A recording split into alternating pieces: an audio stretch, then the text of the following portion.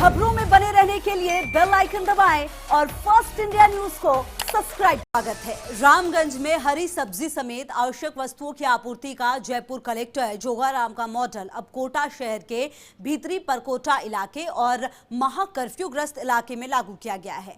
UDH मंत्री शांति धारीवाल के निर्देशों पर महा कर्फ्यू और नॉन कर्फ्यू इलाकों में हरी सब्जी और सूखे राशन किट की सप्लाई के लिए RAS अधिकारी राजेश जोशी को नोडल अधिकारी बनाया गया है। वहीं कांग्रेस नेता राजेंद्र सांखला को उनके साथ सप्लाई में कोऑर्डिनेट करने का जिम्मा सौंपा गया है। महा कर्फ्यू एरिया में सप्लाई के इस नए मॉडल पर शहर के ज्वालातोप तिराहे का जायजा लिया हमारे संवाददाता भंवर एस चारण ने। में तब्दील हो चुके कोटा शहर में 2 दिनों पहले की तस्वीर ने सभी को चिंता और परेशानी में डाल दिया था, जब हाई रिस्क वाले मकबरा और लाडपुरा इलाके में सैकड़ों लोग कर्फ्यू तोड़कर सड़कों पर आ गए थे।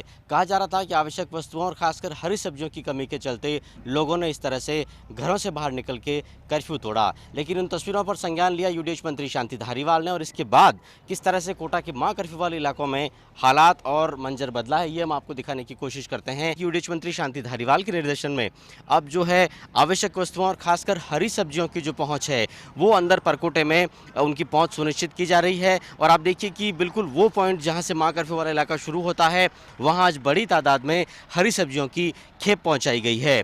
धारीवाल की तरफ से खुद कांग्रेस के नेता राजेंद्र सांखला ने यहां पर कमान संभाल रखी है और ये सुनिश्चित किया जा रहा है कि जो भी महा कर्फ्यू वाले इलाके हैं वहां तक अब हरी सब्जियों की पहुंच सुनिश्चित हो।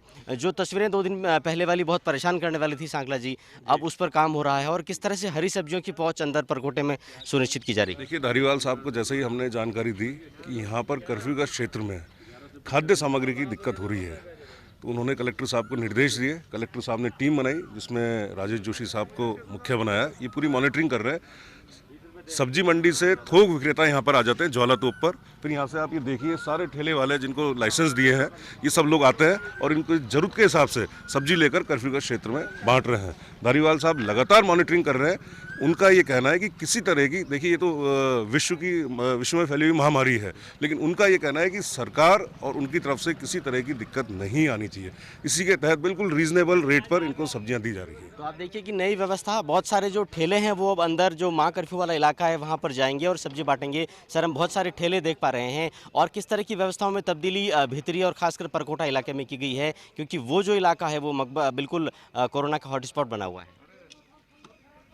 एक लंबे समय से लॉकडाउन में है और इस परकोटे एरिया में कर्फ्यू भी लगा हुआ है, तो निश्चित रूप से लोगों को काफ़ी संयम बरतना पड़ रहा है। और मैं इनकी इस बारे में तारीफ़ करूंगा इस एरिया के लोगों की कि बहुत संयम से और बहुत अनुशासित तरीके से ये अपनी बात रखते हैं। और जैसे ही यहाँ से मांग उठी तो सरकार के स्तर पर और जिला प्रशासन के स्तर पर पर्याप्त इनके लिए व्यवस्थाएं की गई कि लोगों को घर के दरवाजे पे ही ताज़ा सब्जी उपलब्ध हो सके। दैनिक खाद्य सामग्री जो भी इनके राशन, आटा, दूध उचित मूल्य पर घर पे उपलब्ध हो सके, इसी के लिए प्रशासन कटिबद्ध है और हम इनके लिए सारी ये तैयारियां कर रहे हैं। क्योंकि हम घरों में रह करके या फिर पुलिस प्रशासन की मदद से लोगों को घरों में बंद करके ही कोरोना की इस घातक चैन को तोड़ सकते हैं।